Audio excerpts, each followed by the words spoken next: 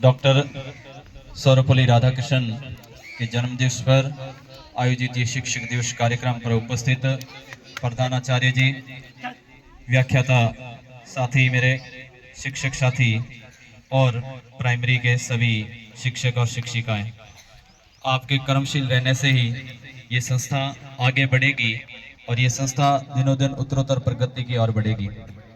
इस शिक्षक दिवस की सार्थकता तब है जब हम इस बात को शिक्षकों के द्वारा बताई गई उन सभी बातों का अपने अंतर मन में उतारेंगे, तब इस शिक्षक दिवस की सार्थकता है।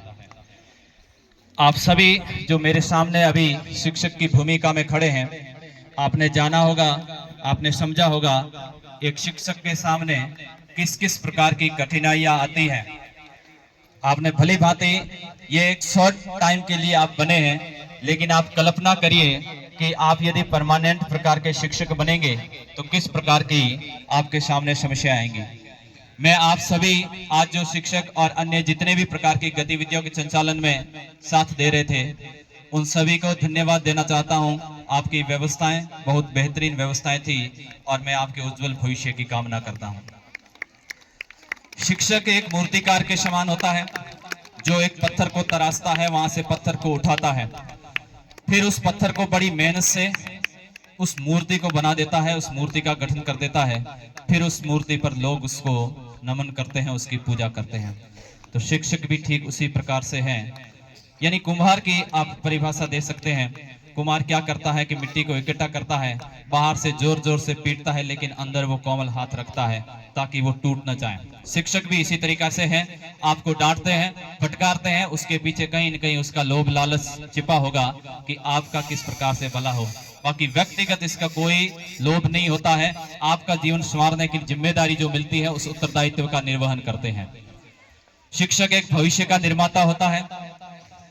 इंजीनियर गलत प्रकार के नक्शे बना देता है या गलत प्रकार के कार्य करता है, वो फाइलों में दब जाते हैं, या हो सकता है मकान ढह जाए, इससे बड़ी कोई बात नहीं होता है, पुल बन के बिगड़ जाए, कोई बड़ी बात नहीं है। डॉक्टर हो सकता है कि गलत बन जाए और कुछ लोगों को समय से पहले यमराज के पास में पहुंचा सकता है, लेकिन एक शिक्षक यदि गलती करता है तो आने वाली पूरी पीढ़ी का विनाश कर देता है, आने वाली पूरी पीढ़ी विनाश हो जाती है। इसलिए शिक्षक के पास में जितनी जिम्मेदारी और किसी भी वर्ग के पास में नहीं होती है, लेकिन समय और कालखंड के अनुसार शिक्षक की कर्तव्यता और उसकी महानता पर प्रश्न चिन्ह लगने लगे हैं। तो कहीं न कहीं हो सकता है कि शिक्षक ने अपने कर्तव्य में कहीं कोताही बरती हो, इस प्रकार से कार्य किया हो, तब जाकर ऐसा हुआ है। लेकिन हम आधुनिक काल के अंदर ये अपेक्षा करते हैं कि आने वाले समय में वो जो नियम थे, वो शिक्षक का जो आदर था, उसे पुनर्स्थापित करने का हम कार्य करेंगे। भारत की शिक्षा व्यवस्था इतनी सुदृढ़ और बेहतर है कि शिक्षा के साथ साथ में संस्कार और व्यवहार निर्माण का भी काम किया जाता है। किसी भी देश में इस प्रकार की शिक्षा का चलन नहीं है। केवल किताबी ज्ञान है, किताबी ज्ञान के अलावा औद्योगिक किस प्रकार से आगे बढ़ सकते हैं, इसी पर काम किया जाता है। लेकिन भारत में मानवता की भी शिक्षा दी जाती है, इंसानियत की भी शिक्षा दी जाती है। आपको याद होगा जिस समय कोरोना काल था, भारत के अंदर कोरोना काल में एक दूसरे लोगों ने हाथ बढ़ा करके, एक दूसरे से हाथ थाम करके उस कोरोना को विजय पाली थी। लेकिन कई सारे ऐसे अमीर देश थे जिनके पास पैसे बहुत थे, लेकिन सब घरों के अंदर बंद हो गए, किसी लाश को हाथ नहीं लगा रहे थे। भारत में एक ऐसा ही किस्सा था कि कैंसर का बीमारी जो ग्रस्त व्यक्ति था, 70 वर्ष की उम्र का व्यक्ति था, पास में युवक को भी कोरोना हो रखा था और उसके पास में बुजुर्ग को भी कोरोना था। तो बुजुर्ग ने कहा कि ऑक्सीजन को मेरी आवश्यकता नहीं है, मुझे आवश्यकता नहीं है, इस युवक को दीजिए, क्योंकि मैंने तो अपनी जिंदगी जी ली थी, अब इस युवक को जिंदगी की आवश्यकता है। ऐसी केवल संस्कार और शिक्षा और व्यवहार कहीं है तो वो भारत में ही है, किसी और देश में नहीं है। दीप की विशेषता इसी में है कि वो बुझने से पहले लाखों दीप जलाते हैं। दीप की विशेषता इसी में है कि बुझने से पहले लाखों दीप जला दें, और शिक्षक वही दीपक है जो उस दीपक को जलाने का काम करना है। शिक्षा रूपी इस दीप को आगे से आगे बढ़ा देता है। कहते हैं कि शिक्षक एक सड़क के समान होता है जो खुद वहीं रहकर भी दूसरों को आगे बढ़ाने का काम करता है। और शिक्षक की हमेशा अपेक्षा इसी प्रकार की रहती है कि मेरे पढ़ाए गए शिष्य जीवन में आगे बढ़े और हर समय मुझे इस प्रकार की अनुभूति होती रहे कि मेरे पढ़ाए हुए लोगों पर मैं गर्व किस प्रकार से कर सकता हूँ। शिक्षक को हमेशा ज्ञान से तोलना चाहिए। वेतन से कोई शिक्षक कितना कमा रहा है, क्या कमा रहा है, ये महत्वपूर्ण नहीं होता है। शिक्षक केवल ज्ञान की दृष्टि से ही देखा जाए तो बेहतर होगा। शिक्षक केवल गणित के फॉर्मूले और इतिहास की तारीखें, संज्ञा, सर्वनाम, नाउन इस प्रकार से पढ़ाते हैं। इसके साथ साथ में व्यवहारिक शिक्षा देने का काम करते हैं। वर्तमान में सबसे बड़ी आवश्यकता केवल है तो वो संस्कारों की आवश्यकता है, चरित्र निर्माण की आवश्यकता है। और उस चरित्र निर्माण में सबसे अच्छा भागीदार हो सकता है तो वो शिक्षक हो सकता है। शिक्षक के बताए गए नक्शे कदम पर यदि चलेंगे तो अपन को कहीं किसी प्रकार की कोई समस्या ही नहीं आएगी। चरित्र निर्माण अच्छा कर सकेंगे, व्यवहार कुशल बनेंगे।